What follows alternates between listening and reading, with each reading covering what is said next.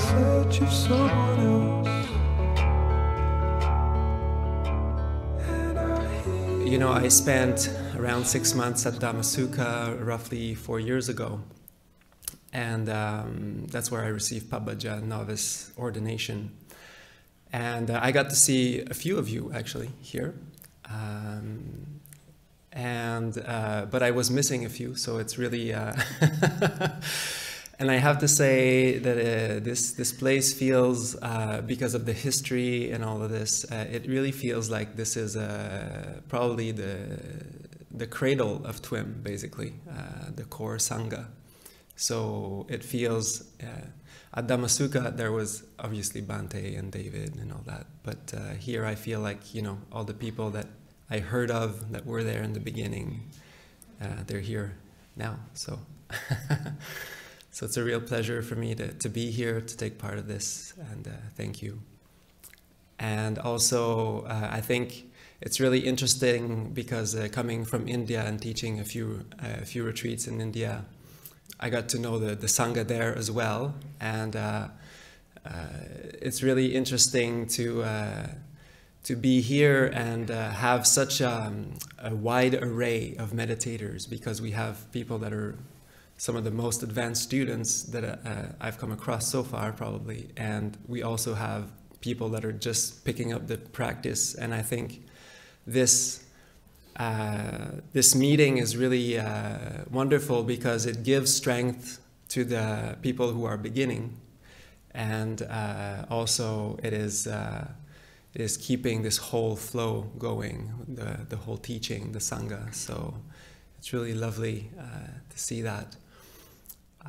And so, starting with this wonderful baggage of right view, I was thinking to offer the coming next noble truths. So basically, dependent origination is mainly the first and the second noble truth. So we're expounding on Dukkha and its origin, basically, how it arises, how we create trouble for ourselves, problems for ourselves, distractions, and how we condition our minds through that. But then there's the third and the fourth noble truth, so which are Dukkha Nirodha, that is the release from what is troublesome. So there is a way out of this. So dependent origination, we're not actually dependent on it. There is a way out of it. And the fourth noble truth is the way, the path, basically, Magga. On this, tonight's talk will be Majjhima Nikaya number 19, discerning between two kinds of thoughts.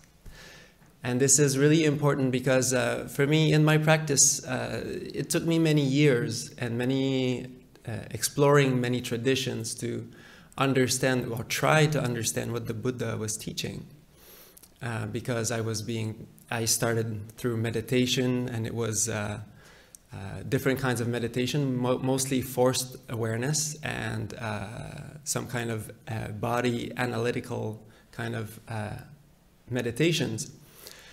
And when I was reading the suttas, I was reading about right effort and wholesome states and unwholesome states, and I couldn't understand what my meditation was doing about that.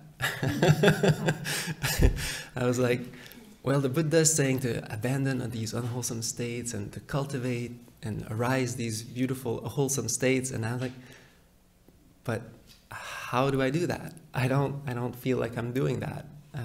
I could definitely meditate in the ways that I was being taught. There's so many ways of meditating, especially nowadays. But it took a few years until I got familiar with the suttas enough, and that's one of the weaknesses of the suttas, is that it's such a large body of text, and there's nowhere to tell you where to start and which sutta to read next, and there's thousands of them, and so it's hard to know where to start.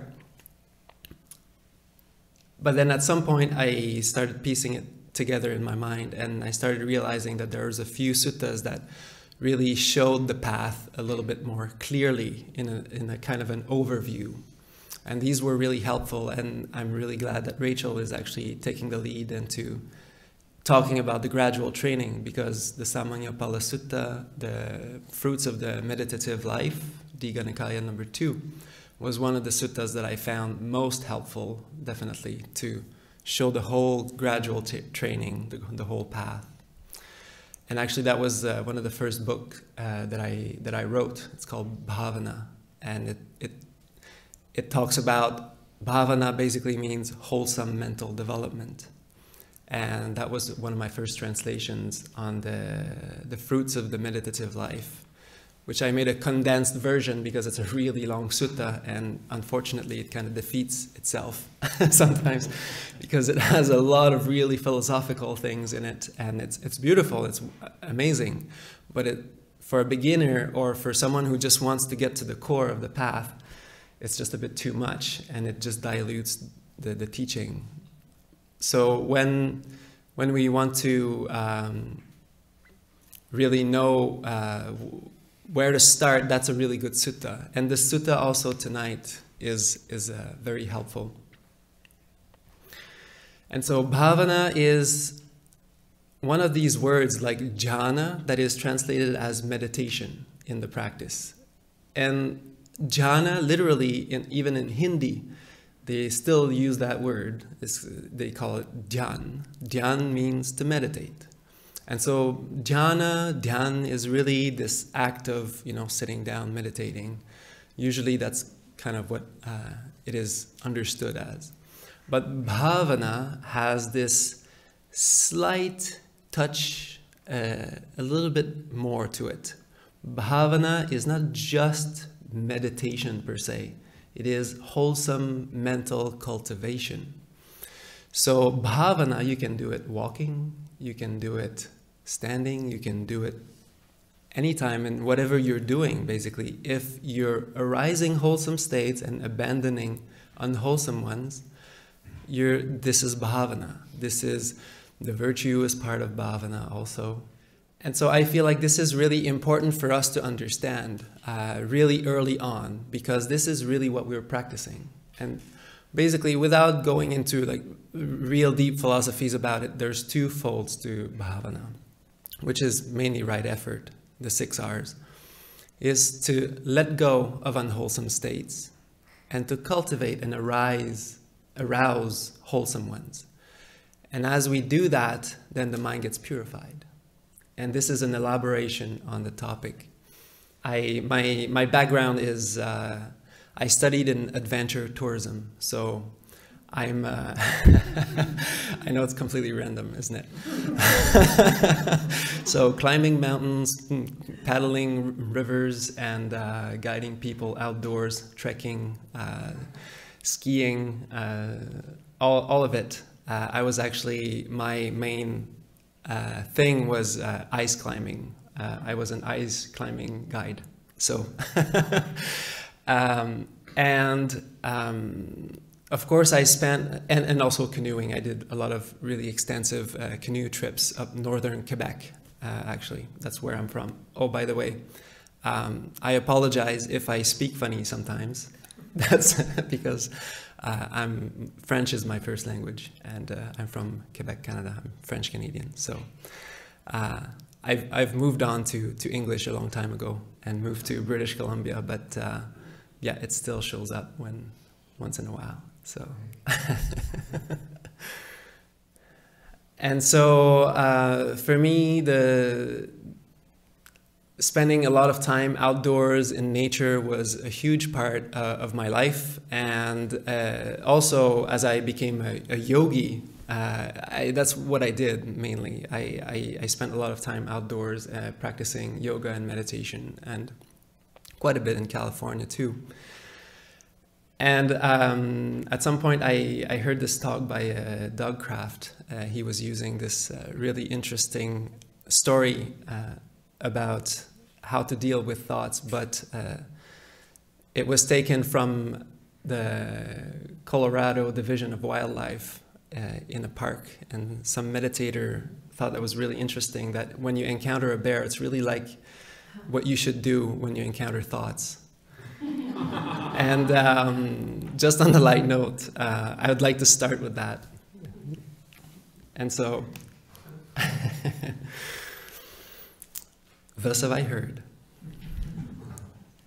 My husband and I spent last summer at my family's cabin in Grand Lake, Colorado, at the edge of the Rocky Mountain National Park. In town one day, I picked up a pamphlet on living in bear country, and the suggestion for what to do if you meet a bear sounded a lot like meditation instructions. Substituting bear for thought, here are some helpful hints from the Colorado Division of Wildlife. Colorado has been home to thoughts since the earliest ancestors evolved in North America. Today, increasing numbers of people routinely live and play in thought country.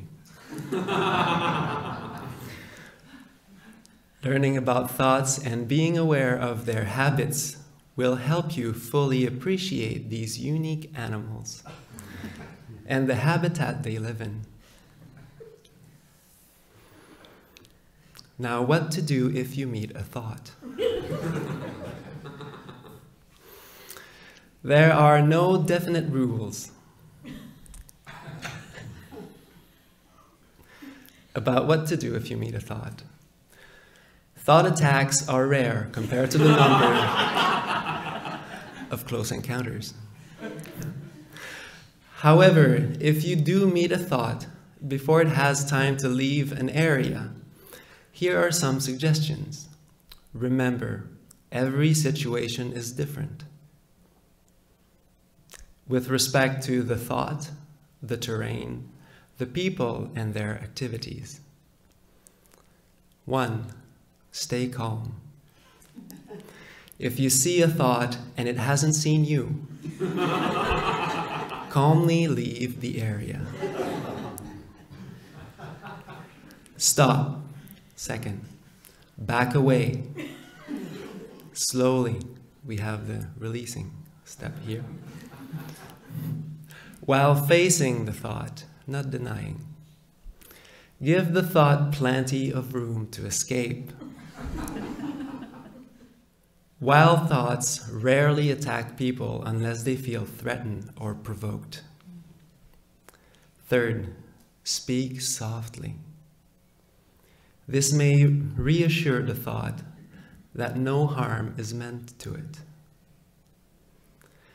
If a thought stands up or moves closer, it may be trying to detect smells in the air.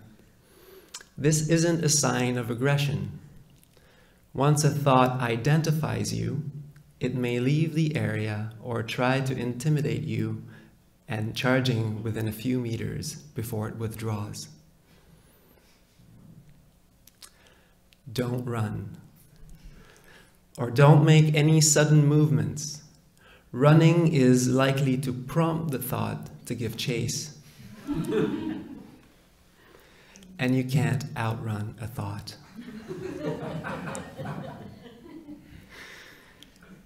If you have potentially life-threatening situation with a thought, or if an injury occurs, please contact the Division of Wildlife, Monday through Friday, 8 a.m. to 5 p.m.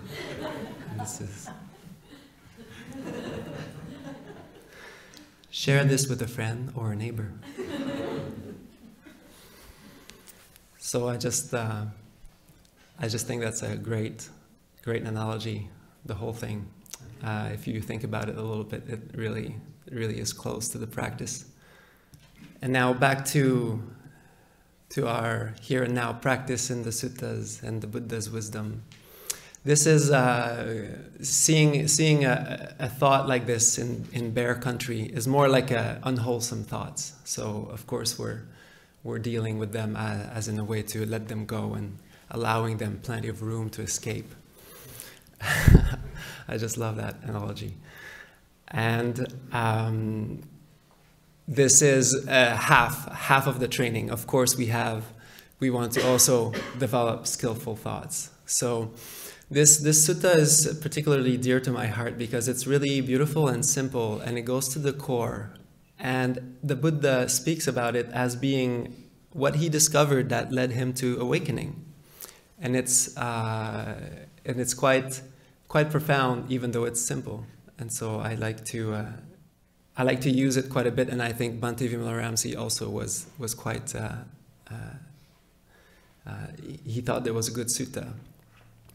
So here we are, and this is at Savatthi. Before my complete awakening, monks, while I was a bodhisattva, not yet fully awakened, I reflected. Let me meditate, discerning and dividing thoughts into two. From then on, monks, I gathered on one side thoughts of sensory desires, thoughts of anger, and thoughts of restlessness.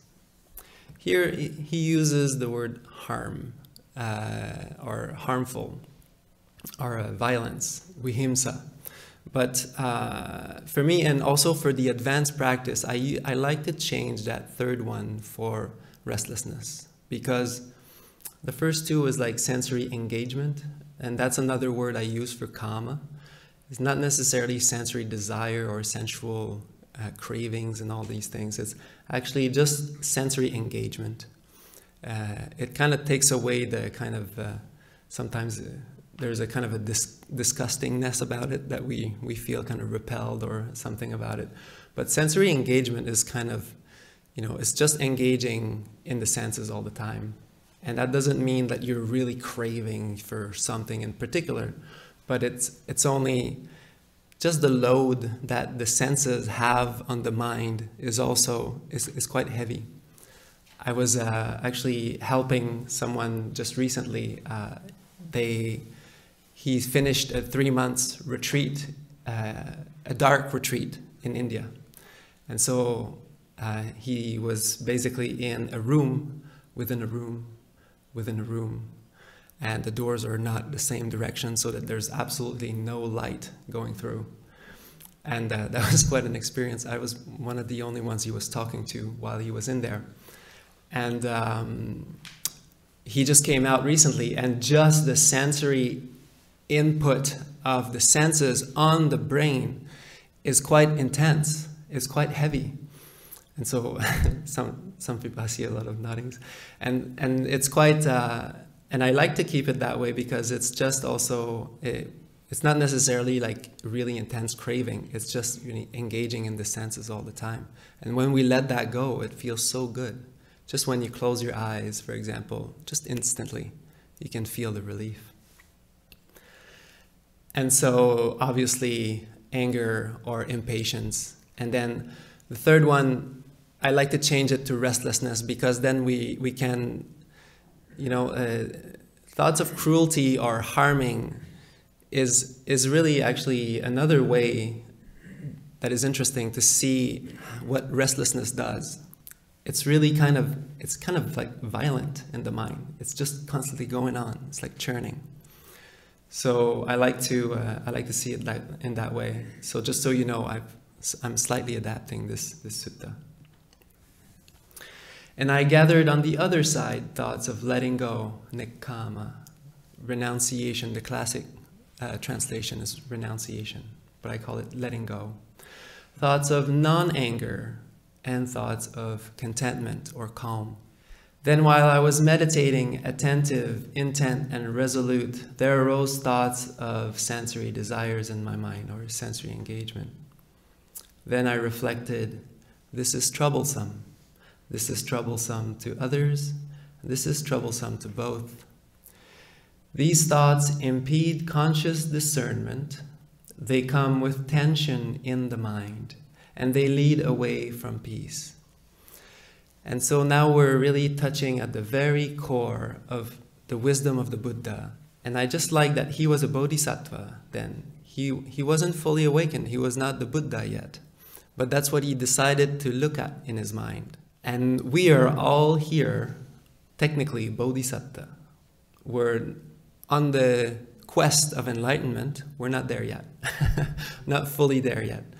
So this is just saying also, you know, there was a time where the Buddha was figuring these things out. And this is what we're doing also here. And to understand the nature of states in the mind is crucial, is of utmost importance. Because on one side we have these states which are unwholesome. There is that wanting things, wanting sensory input all the time, wanting things of the senses.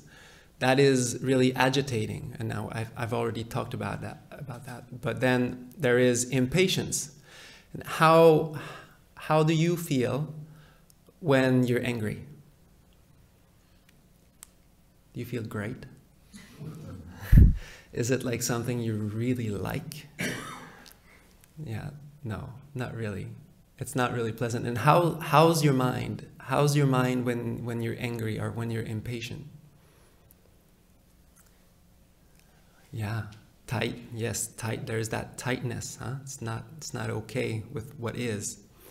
And it's also kind of like this, huh? It's like vibrating. It's like, it's a really kind of an obsessive state, because for anger to be, there needs to be a storyline.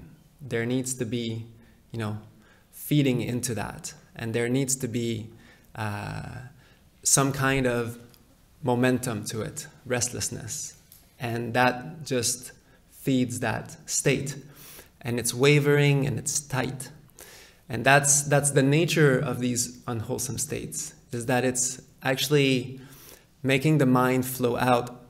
Is somebody that is angry mindful? you try just right now, just get angry. And just remember a time maybe like when you were angry. Are you actually composed? Are you in a state to take good and sound decisions? So this is just the nature of that state. It's not, it just happens like that. And it's the same thing for restlessness also. And then on the other end, we have, for example, thoughts of loving kindness. Loving kindness, as you go along, how does the mind feel? It feels pretty happy. Happiness, love is kind of a synonym of happiness. Is it a fair description? And if we take the 11 benefits that the Buddha gave for loving kindness, one of them I mentioned earlier in the guided meditation, tuvattang cittang samadhiyati. The mind quickly goes into samadhi. The mind quickly becomes collected. And the Buddha didn't say that about any other meditation practice. He only said that about loving kindness. So it is the nature of that state that loving kindness is so wholesome, the mind becomes, after a while, it becomes really clear. It clears the slate of the mind, and it makes it very pure, very steady, very still, collected after a while when it gets purified. And that's just the nature of that state. It's not something that we're trying to push forward or do. It's mainly as you bring it up and you let go of everything else, that's what's going to happen to the mind. It's that simple. And so in the 7 supports of awakening, we call that Dhamma Vichaya. That is the investigation. So we have to do this. So when you do the 6 R's, the 6R process, whenever the distraction arises, it doesn't matter what it is. You see the tension, because these states, like it is said here, it comes with tension in the mind, these distractions. Then we let it go, release, relax.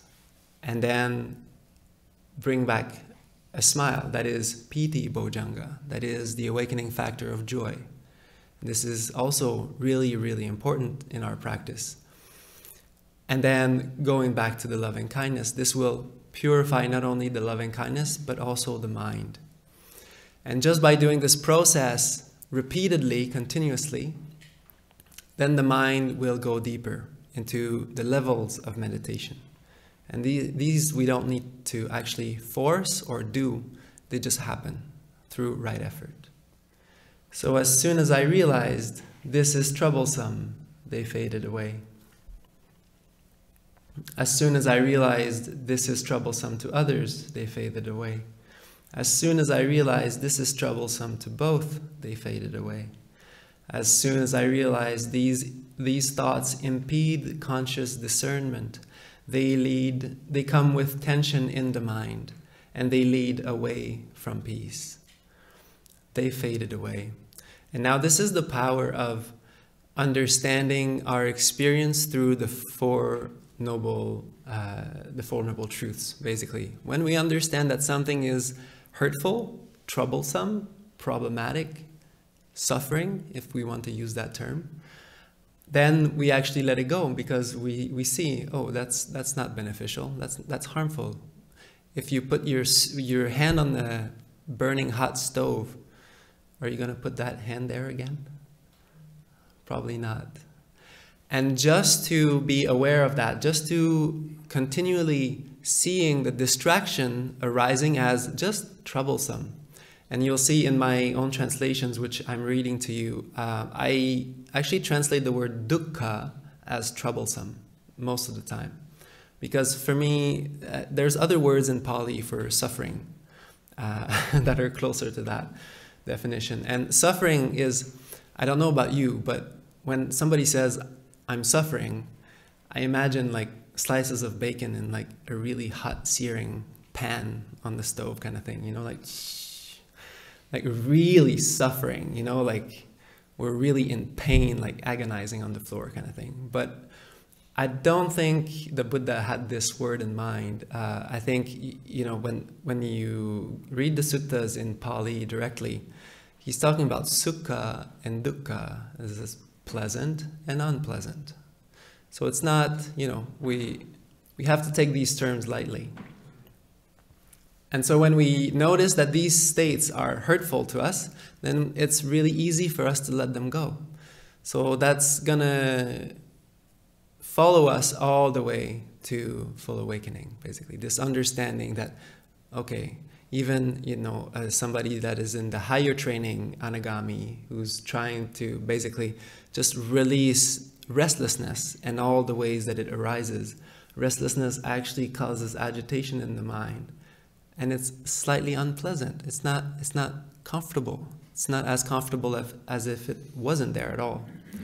So that person has to let go of slowly, gradually, seeing all of the ways that it arises and seeing it as troublesome, just blurring mindfulness. And more we learn to really enjoy and take pleasure in this beautifully clear, radiant awareness that is just there and purified. Then when I was meditating, attentive, intent, and resolute, there arose thoughts of anger in my mind. Then I reflected, this is troublesome. Now I'm not going to go through this whole, as you're all familiar, the suttas are highly repetitive, and I will spare you as much as I can. The suttas were originally, for 300 years at least, pass on through oral tradition. And so this is an aid to memory, to repeat things over and over again, so that the reciters would remember more easily.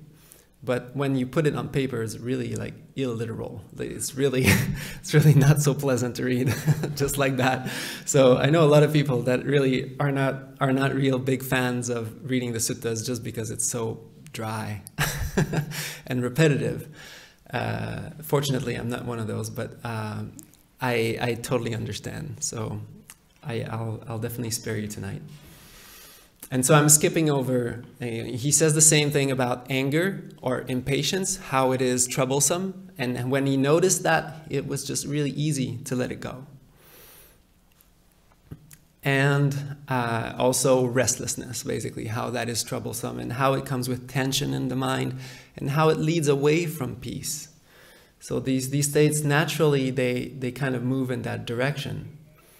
And when we understand the states, and when we understand that just by letting go of the unwholesome states and bringing up wholesome ones, then the mind, it just becomes collected. We don't need to force it on an object or on the one-pointed thing. It becomes collected. That's just the way that the mind works. So I kept on letting go of thoughts of anger as they arose, kept on releasing them and bringing them to an end. So does that feel familiar? Which of the R's would that be? Release, relax. Good, great. And what's the difference between the two? Oh, now it's getting serious. Jordan. One is mentally release and abandon, physically soften. Good. Great answer. Passing the test. After all these years. Great. And the relaxed step, what is it? What do you relax? And that's more for the people who are new to the practice. I'd like to hear, because I know we have some teachers in here, so I know you know. So when we talk about the relaxed step, so what are we actually talking about? What are we relaxing? Are we trying to relax the body? The body, yeah. Maybe more specifically? And the heart space. Okay. Face, Mm-hmm. the softening sort of. Yeah. So so what arises when a distraction arises? Tension. Great answer. And where does it arise? Have you noticed? In the head, yes. But you know I want to hear that, right? Does anybody here feel it somewhere else? That's also really normal, yeah? Good. Heart, yeah, great. Yeah, that's also a really good place to look for it. Yeah.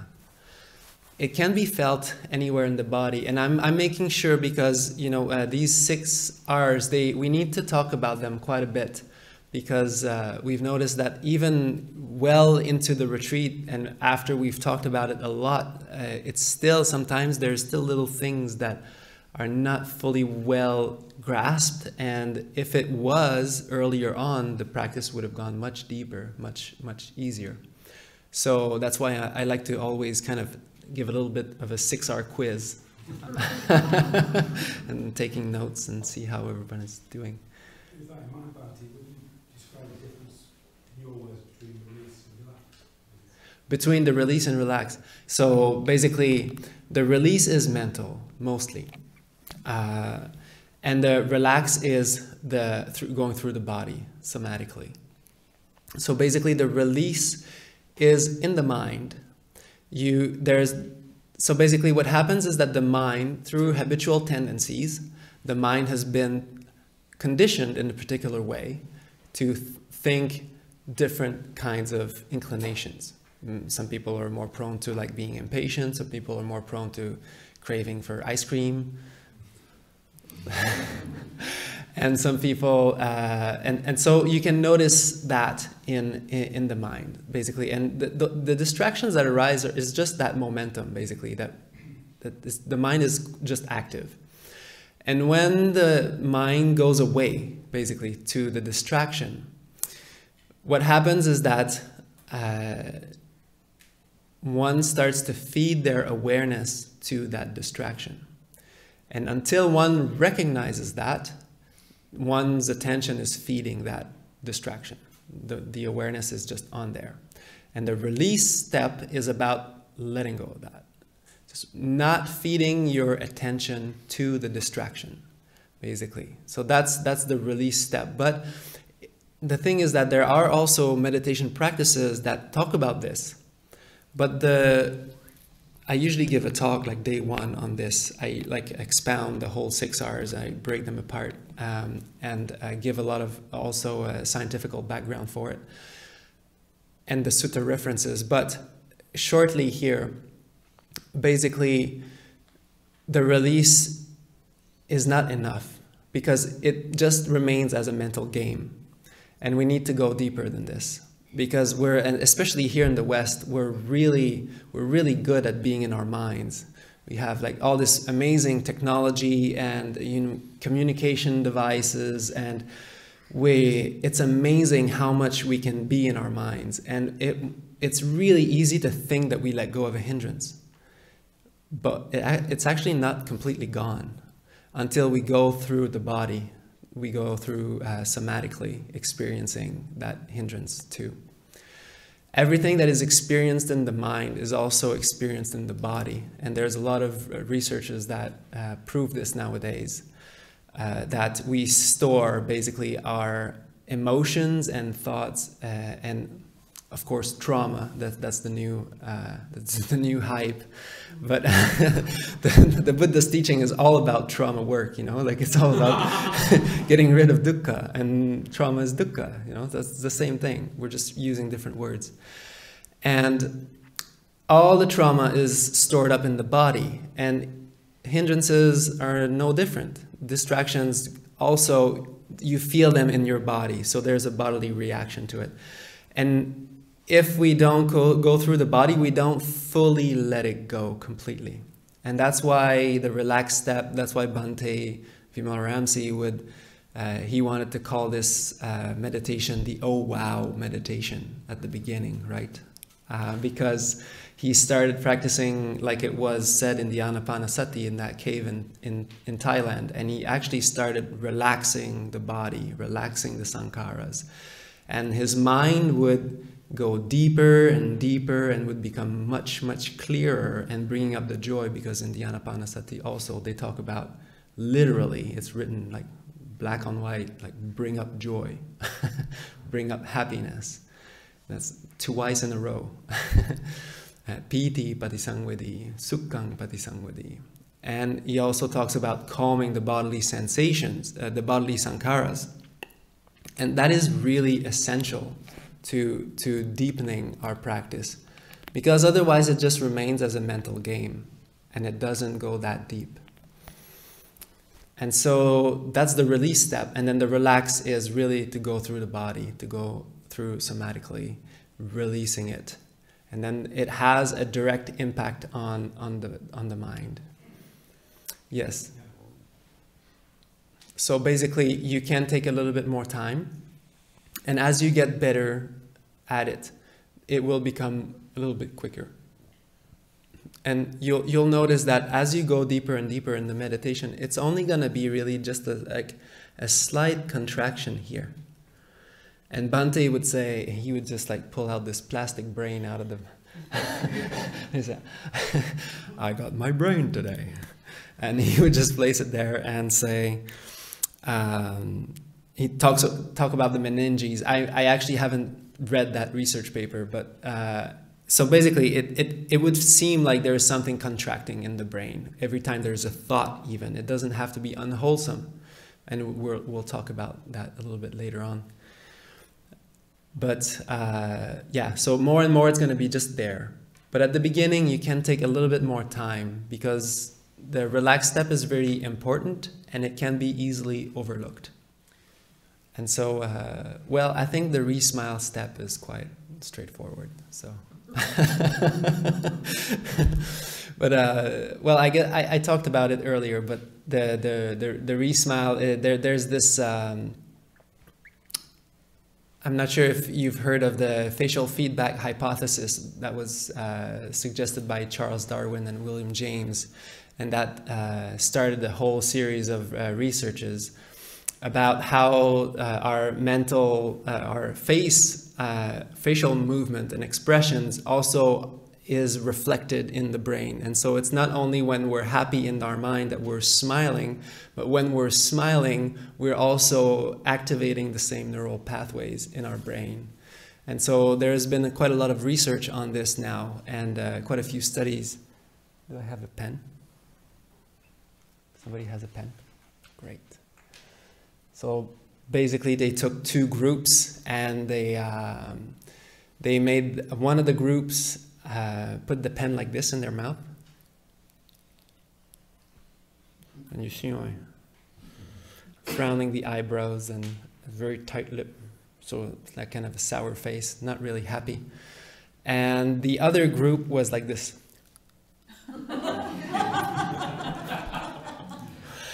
And it's called biomotion, and your face, your face and moves look happier when I smile. And so they made a bunch of people like walk in front of them, like having really neutral expressions, like bodily expressions. And the group that was holding the pen like this, that was triggering the zygomatic major and what's the other one? I forget, the I one. They actually, sorry? Ocularis something. Yes, yes, that's the other part I can't remember. Yeah, and so they found out that the people that were, even if it was like a completely fake smile, completely not genuine at all, even though it was pulling on the same muscles, it was triggering, after a while, the same reaction in the brain. So there was more happiness, and they called it the fake it till you make it approach, basically. So you basically stick a smile in your face for a long enough time and it will actually get to you. So that's the beauty of it. And I just love that Bhante just understood that without even reading any research papers. So the research papers, actually, I think were found afterwards, but Bhante was still telling us to smile and just be happy. And they're returning back to loving kindness. So that's quite straightforward. Okay, so we're all set. What are the 6 R's? Recognize, release, smile, return, repeat. Great. You all pass. 100%. I forgot my stickers. Okay, and another reason why I really enjoy this sutta is that there's, as you know, the Buddha was so skilled in teaching with beautiful similes. And in this particular sutta, there's quite beautiful similes too. And he says, whatever one frequently thinks about and reflects upon over and over again, that becomes the inclination of the mind. And so that's what you're experiencing whenever there's a distraction arising. It's just because we've trained our mind in that way. It's trained to be busy. So now it's like shouting in a canyon, it's echoing back.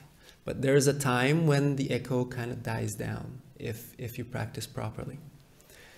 If a person frequently thinks and dwells in thoughts of sensory desires, wanting things, that person has left the thought of letting go or renouncing to cultivate thoughts of sensory desires. So if we feed our attention to these distractions, then they grow. That's just the nature of it. It's easy. Their mind is bent upon sensory engagement. If a person frequently thinks and dwells in thoughts of impatience or in thoughts of just restless thoughts, restlessness, and that's really nowadays, that's kind of really close to it, just anxiety. That's a big one nowadays. That person has left the thought of calm to cultivate the thought of anxiety or restlessness, basically. So feeding our attention to these distractions. And this is how it arises. And by the way, this is just dependent origination in a very simplified version that you can just swallow down right now. Just as in the last month of the monsoon season, in the late fall, when the crops are abundant, a cowherd would have to protect his cows. To do so, he would have to poke and push, pull and pluck his cows in line, this way and that way with a stick. Why?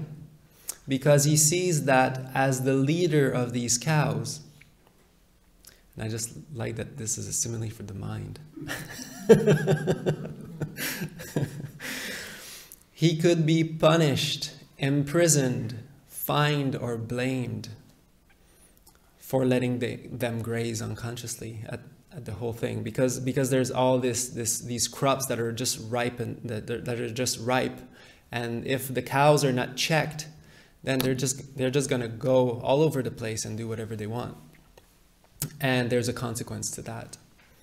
In the same way, monks, I saw danger, degradation, and defilement in unwholesome mental states, and in wholesome mental states I saw freedom, benefit, and the natural clarity. And I just think that this is, for me, in my own experience and previous practices that I've tried, it was really how my mind felt. I felt like I constantly had to push and pull and check my cows in line. Does that ring familiar? And because otherwise they would just go like make a mess.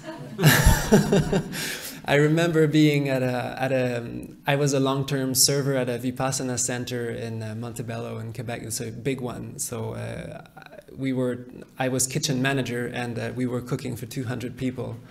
And I had to manage like 12 to 16 new servers every 10 days and teach them how to cook again every 10 days. So and we were stirring our pots with like paddles, and it was so many people.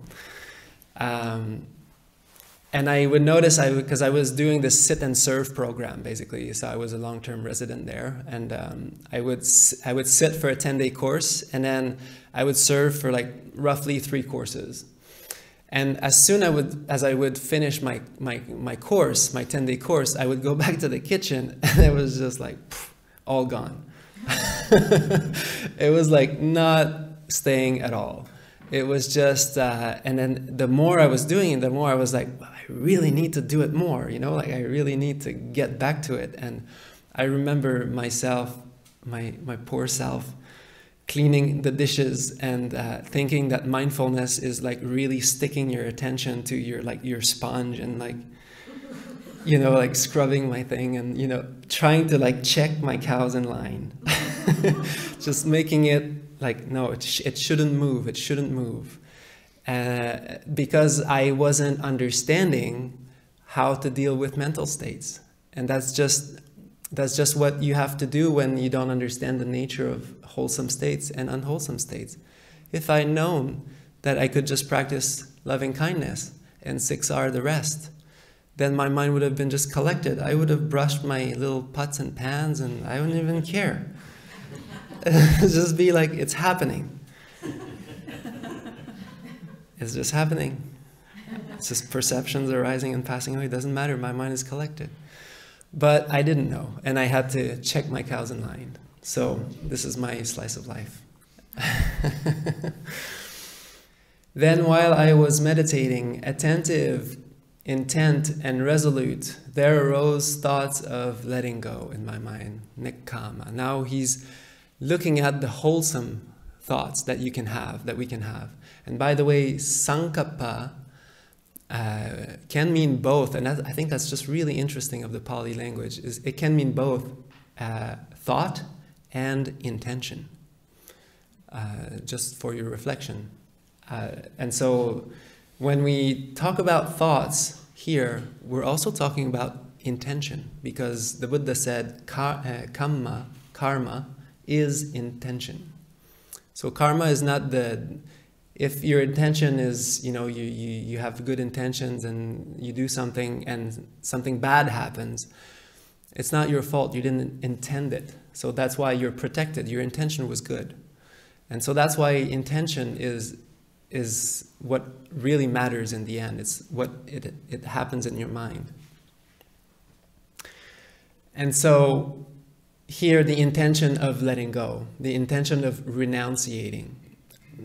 I find renunciation, it's like when you use that term here, it sounds like you have to become a monk or a nun or something, but it's so not that. Linguistically speaking, There's kama and nikkama. So kama is the senses. Kama is the sensory basis. And nikkama is letting go of that, not engaging in those. So it doesn't mean to renounce everything in life. It just means just knowing that there's not paying so much importance to the senses, basically, letting go of that. Then he reflected, this is not troublesome. This is not troublesome to others. This is not troublesome to both. I mean, if there is a cupcake and you're just like thinking, oh, I'm going to renounce it and then I'm going to make somebody else happy. So it's not troublesome. It's not troublesome to others because you're not. But if you're going to eat somebody else's cupcake, then you might get somebody angry. So that's the punishment. Nothing wrong about cupcakes. It's all about intention. These thoughts are for the growth of conscious discernment. They bring no tension in the mind. When you let go of that, there's that tension you want for cupcakes. By the way, I love cupcakes. I have nothing against cupcakes, but I need an example. So, but if you're really clinging, that's the problem. Is the clinging and the grasping and the really wanting it. Then you can see right there. There's tension. But if you don't care, if it doesn't matter, then there's no tension. And everything at the senses, if it's fine, if you just let it be there, and when it comes, and when it goes, it's all good. There's no tension. It's all good. And it leads to peace. So that is once again the nature of wholesome states. I reflected, if I were to think about and dwell in these thoughts at night, I see nothing to fear that could arise from this, because it's blameless. And Rachel has spoken about some of the blameless bliss of the virtues and the sense mastery. I call it the sense mastery, or the sense restraint. These are all bliss and happiness that are completely blameless. So by indulging in those, there's nothing to fear. If I were to think and dwell in these thoughts during the day, I see nothing to fear that could arise from this. If I were to think about and dwell in these thoughts day and night, I see nothing to fear that could arise from this. I reflected, if I were to think and reflect constantly, and now this becomes interesting to us, because now we've been talking about basically the first jhana. We're talking about cultivating, the first jhana is viviccehi kamehi, so that means letting go of the senses, sensory engagement. Viviccehi akusalehi dhammehi, so that means letting go of unwholesome mental states. And these are all the hindrances, basically. Ill will and restlessness and all of that. But there is still thinking in the first jhana, because it says savittakang savicharang. So there is still thinking, there is still reflection going on, but it's fully wholesome at this point. But now the Buddha says, now I didn't stop there. I saw that there was something deeper to this. If I were to think about and reflect constantly before long, my body would become exhausted. And with an exhausted body, the mind is unsettled. An unsettled mind is far from collectedness. And so that's the factor of the second jhana, right? That's only in the second jhana that we speak of samadhi. Samadhi jang piti sukhang. That bliss and happiness that comes from mental collectedness, mental harmony. See, in the first jhana, we don't even speak about samadhi. In the second jhana, we speak about it. Because in the first jhana, there's still thinking. I then calmed my mind and gathered it on itself. I unified it and brought it to collected mental harmony. Why? So that my mind be undistracted. So here he's taking it even further. So that's where I say, when you're practicing with the spiritual friend, it's normal that the metta will calm down. And it's normal that you allow it to do so. So the spiritual friend is only helpful for us to bring up the feeling. And then at some point, we also learn to, it's okay if it's in the background, because the feeling is strong enough to remain there. And if we were to think too much about a person or a puppy or a kitten, but also the spiritual friend, if we were to put so much attention on it, then the mind would just stay coarse. And this is another really important part of this practice, is that we don't only chant loving kindness to the 10 directions and repeat that 20 times over, because the mind doesn't get to actually go deeper. And that's really important.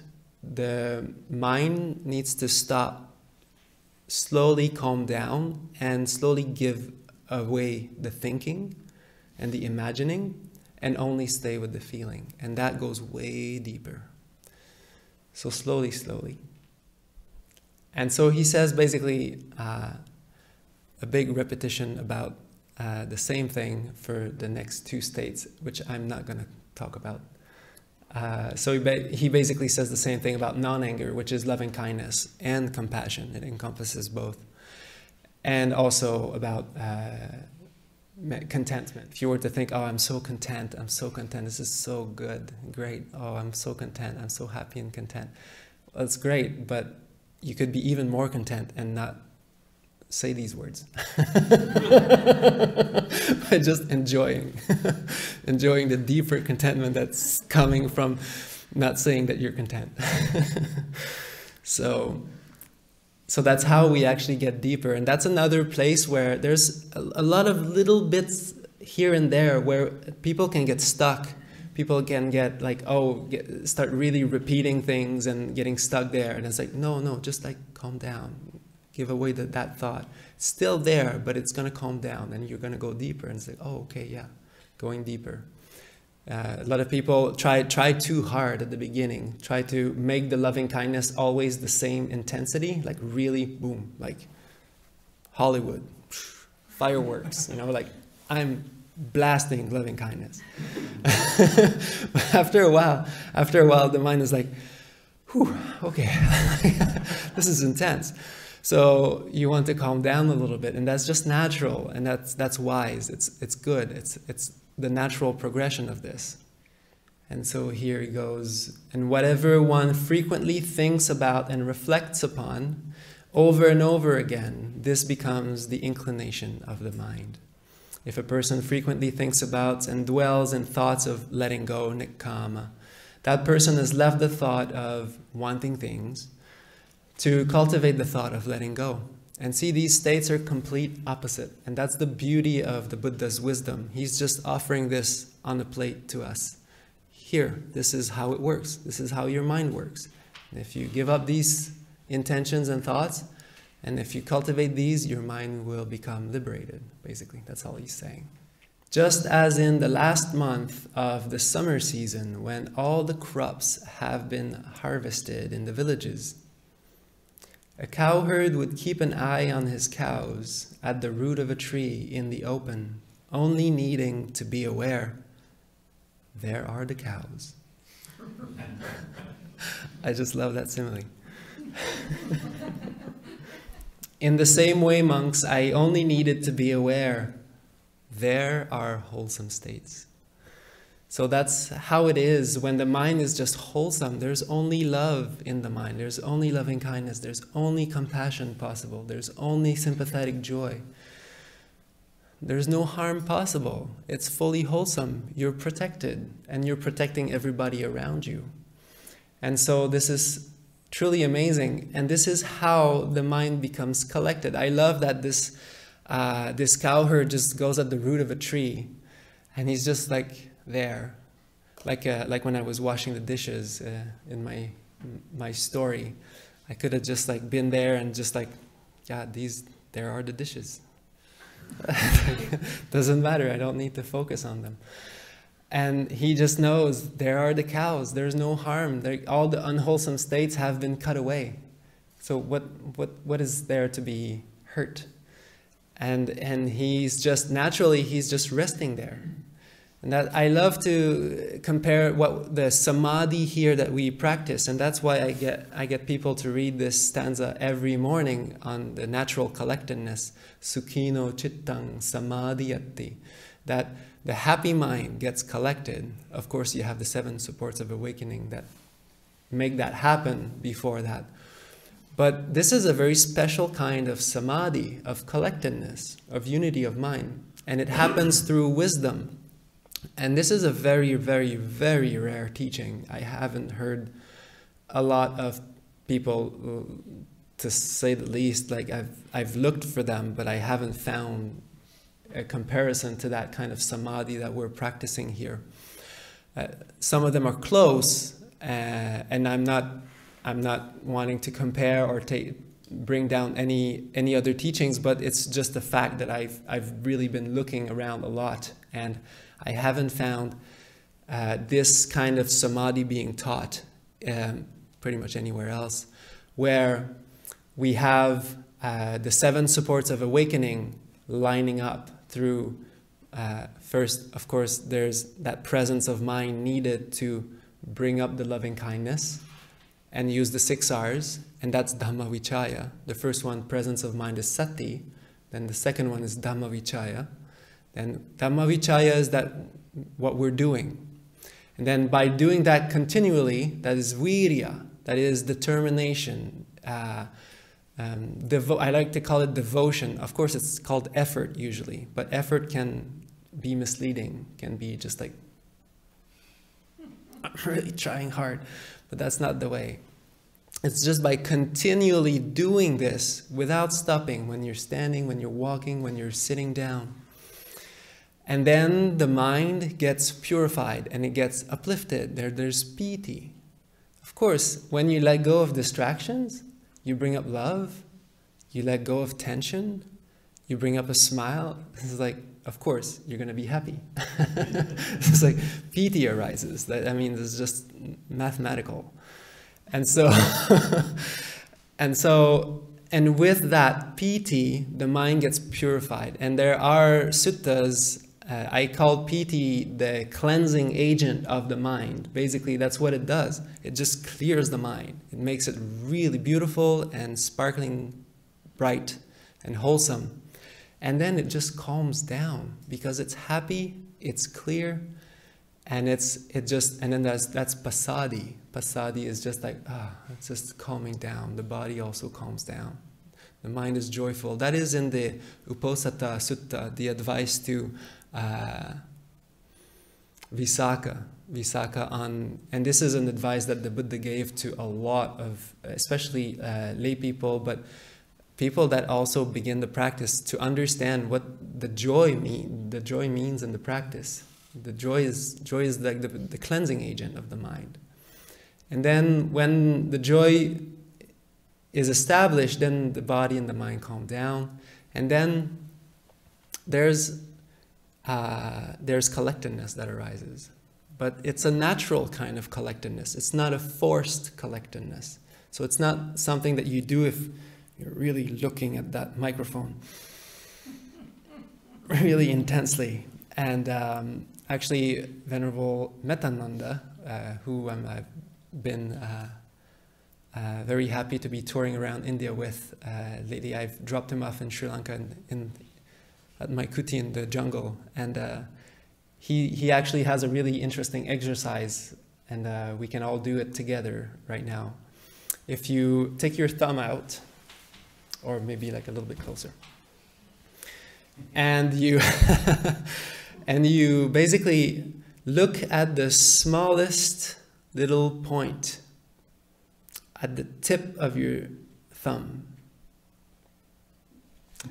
and look at it very intensely without wavering.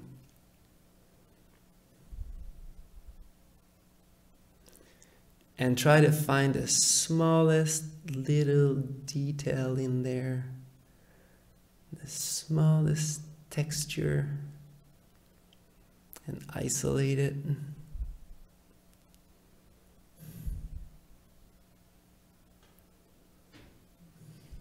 And don't allow your mind to move one bit.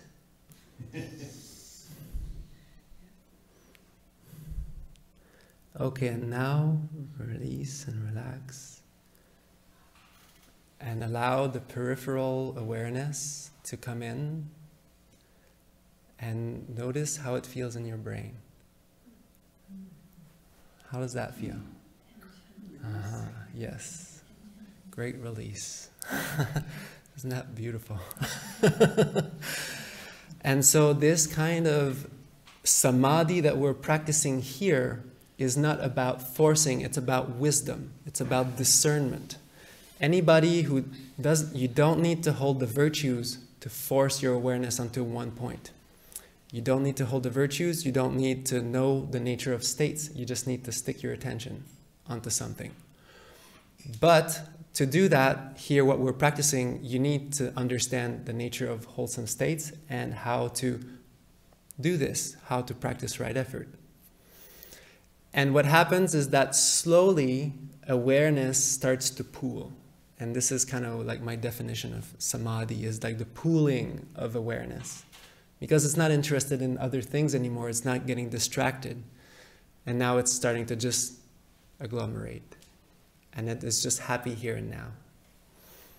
So the mind, when it's happy,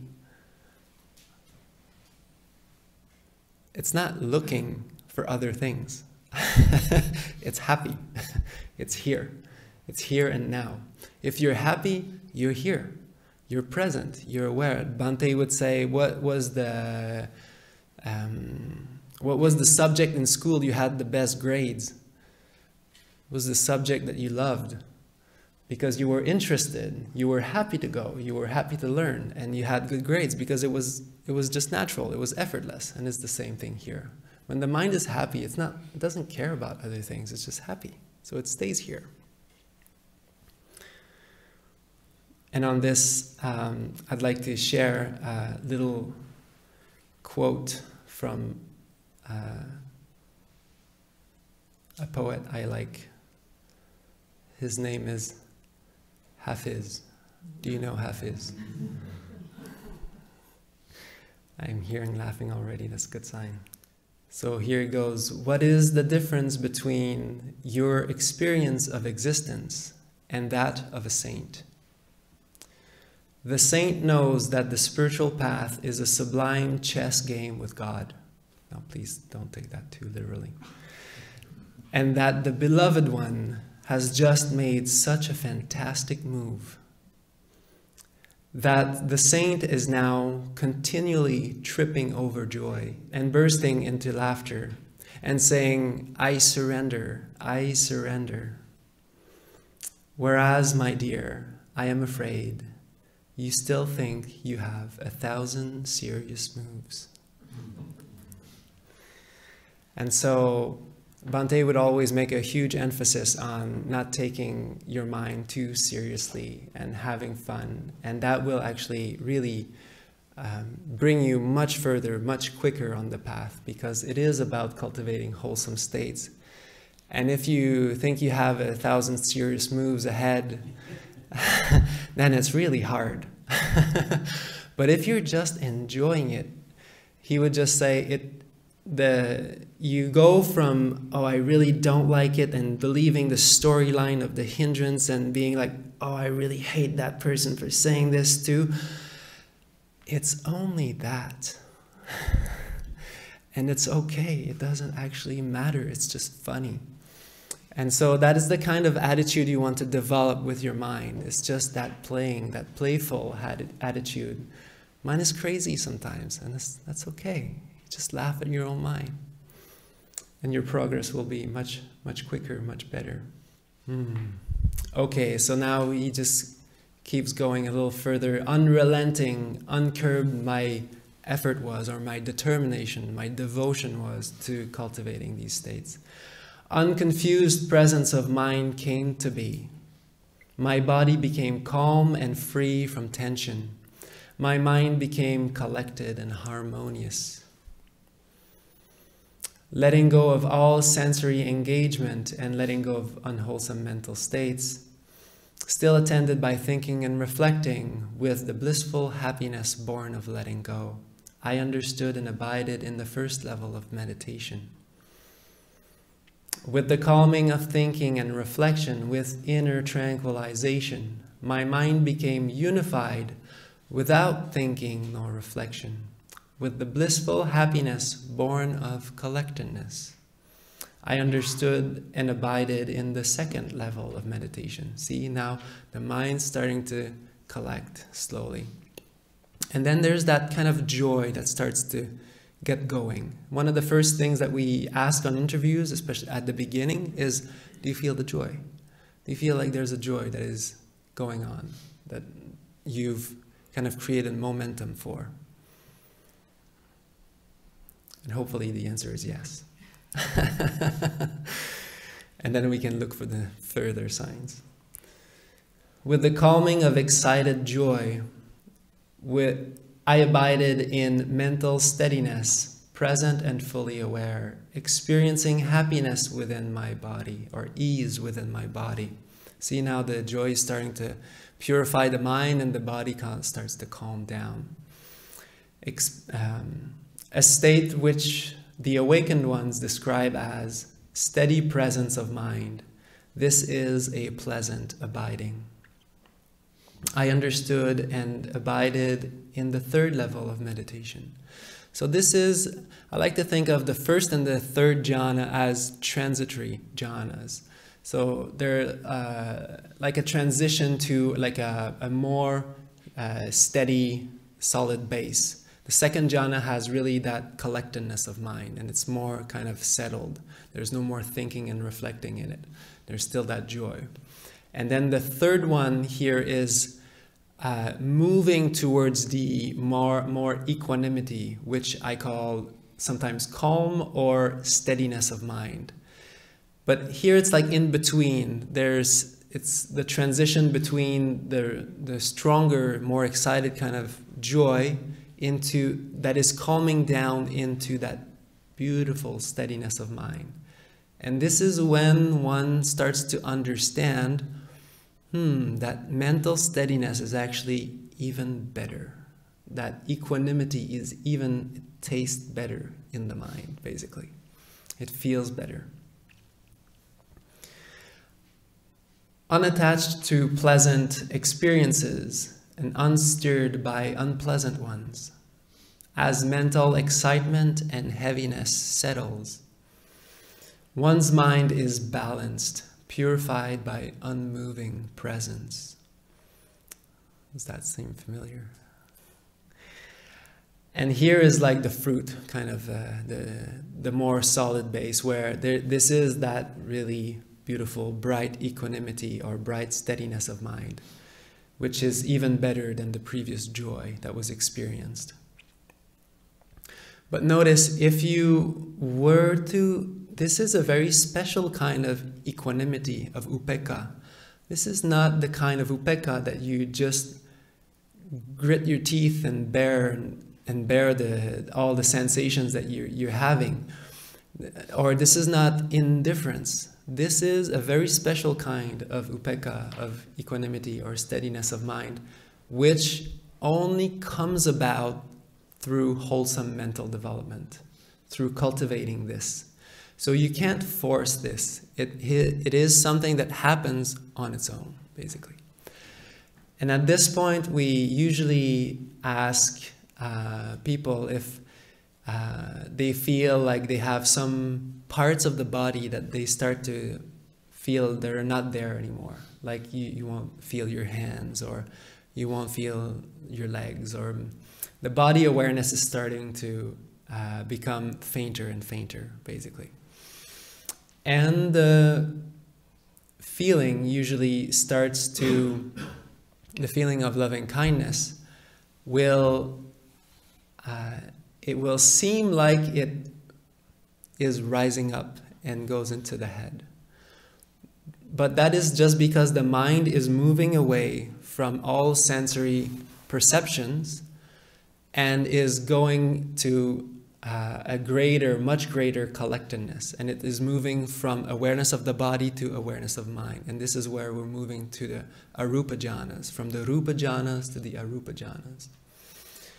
And this is another benchmark that we're looking for. Now, this is not something that you have to push or do or anything. It's just something that will happen naturally as the practice goes along. And so it's good to know these things, just to know that we don't have to fight against those. It's natural, it's normal that it goes that way, and we don't try to push that feeling back down. It's actually much more free. There's a lot more freedom and liberation in not paying attention so much with the body. At this point, there is two different ways that the Buddha can describe this path. He sometimes describes it up to the fourth jhana, and then he'll describe what his understanding of the Threefold Knowledges was. Understanding that he had to break through to understand karma, rebirth, and basically how to break through that cycle. Or he's going to expound all the jhanas all the way to Nirodha, basically. Okay, so I'm going to go right to the third one, which is really practical and down to earth and really useful for our own practice.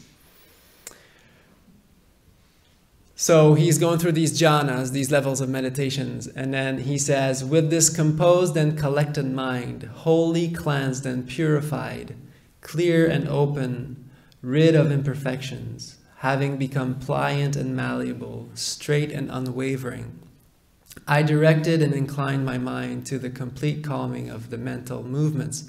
This is what I call the asavas, because the asavas is from the root shru, and shru means to flow. And so it's either an inflow or an outflow. It's not precise, but I like this because at that point in the meditation, it's not just hindrances. It's also just seeing how the mind moves, how it just has these inclinations, basically.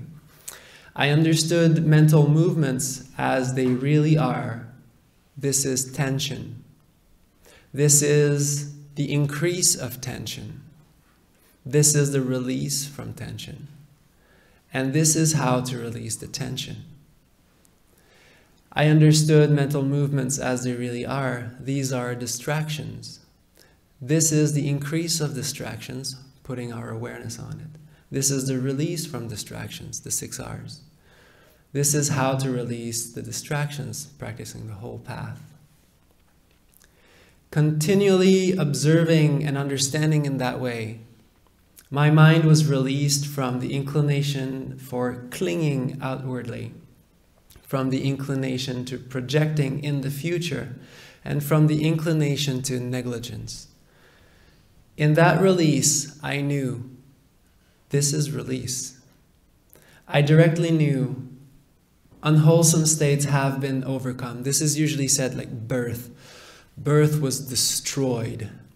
And I just think that's a little bit heavy.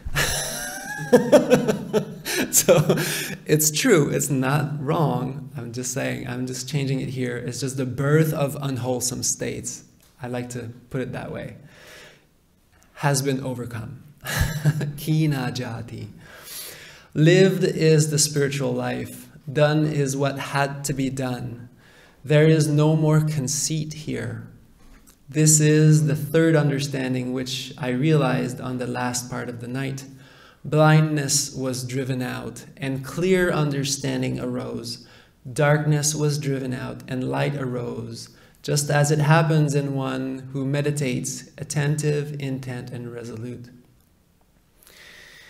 And now this beautiful final analogy.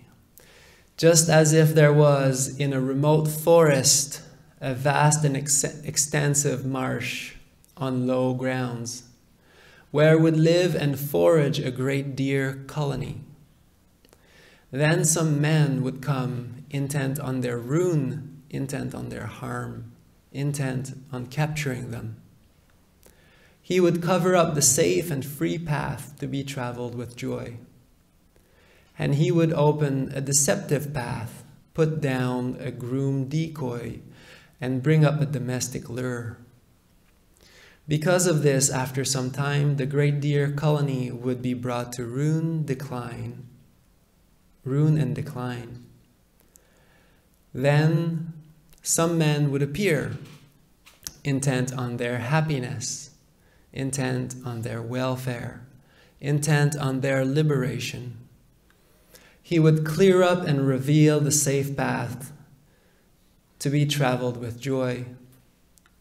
And he would cover up the deceptive path, release the decoy, and remove the lure. Because of this, after some time, the great deer colony would be brought to growth, prosperity, and abundance. This story I just told you, monks, is to teach a lesson. Here is the meaning. The vast and extensive marsh on low-lying grounds, this is a designation for all sensory desires. This great deer colony, this is a designation for all living beings.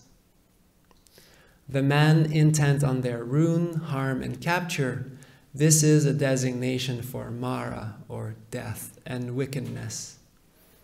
The deceptive path is a designation for the unwise eight-spoked path. That is unwise understanding, unwise thoughts, unwise speech, unwise behavior, unwise living, unwise practice, unwise awareness, unwise meditation. The decoy, this is a designation for seeking happiness in craving.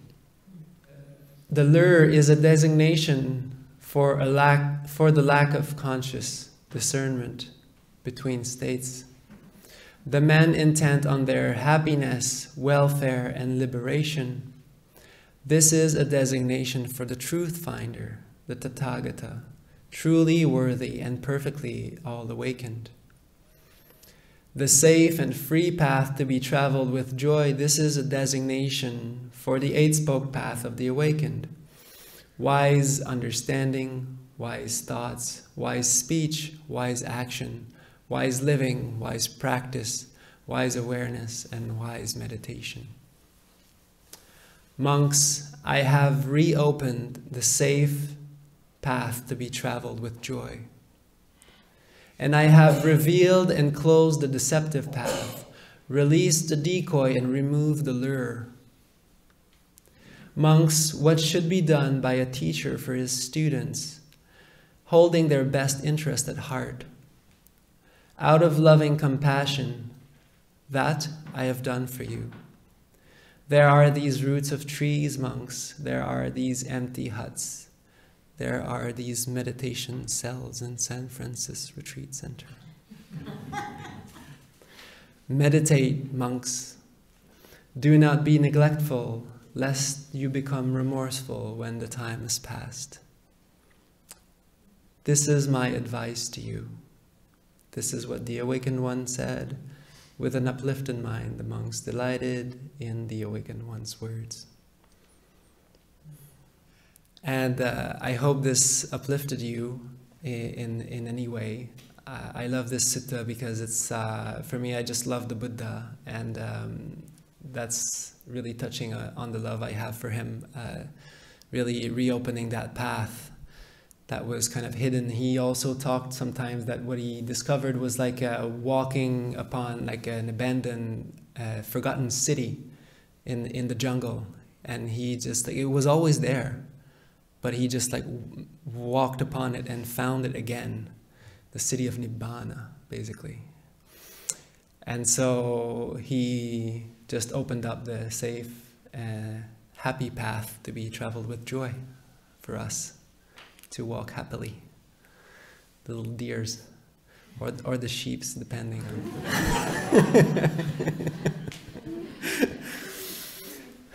And I just love how it's such a beautiful summary of the whole path, basically starting with right effort, really practical, wholesome and unwholesome states, what to do with them, right effort. And it's talking about, now we've seen dependent origination, now we're seeing how to break free from dependent origination. And that's the most important, is how to liberate ourselves, liberate the mind. And so we need to know both, dukkha and the path out of it. I have, so when I left Dhammasukha, I composed a poem for Bhante when I left. Basically, I couldn't ordain at Dhammasukha per se. Bhante said that I had to find another place to stay for the winter because he was going to teach in Asia. And I decided to go to Canada by myself and go to live as a forest monk in Canada in the fall. It was going on winter. And it was an interesting experience. It was a really good experience, but I'll keep it short and say that before I left, I wrote a short poem for him. And since we're on the topic of opening up the free path to be traveled with joy, I would like to offer you the poem that I wrote for Bhante, because that sutta makes me think of him and of that particular writing. It's very short, don't worry. So it's called the Forest Elder. When there is a clear cut, Reverend said, they leave an elder standing, not laid, to show the way, shelter and sway, for the young to grow from the seeds he sowed. For the elder is wise, many seasons in his eyes. Now he takes all the blows, the four winds bend him low. But he stands still, not shaken nor dismayed. In his heart love is filled, for he knows the true way. In an era laid bare, the seekers find pair. Up this mighty trunk stare, a mind of heartwood, shattering despair. A tamed lion in the savannah, a noble friend in samsara, an elder of the Dhamma, grandfather of the Sangha.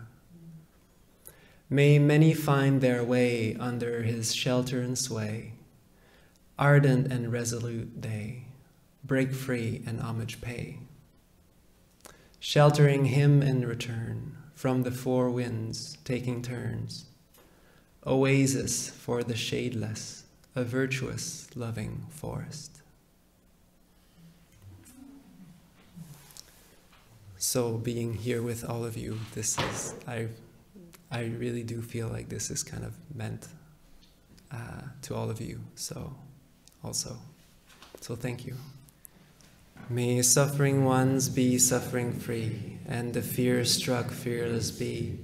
May the grieving shed all grief, and may all beings find relief. May all beings share these merits that we have thus acquired for the acquisition of all kinds of happiness.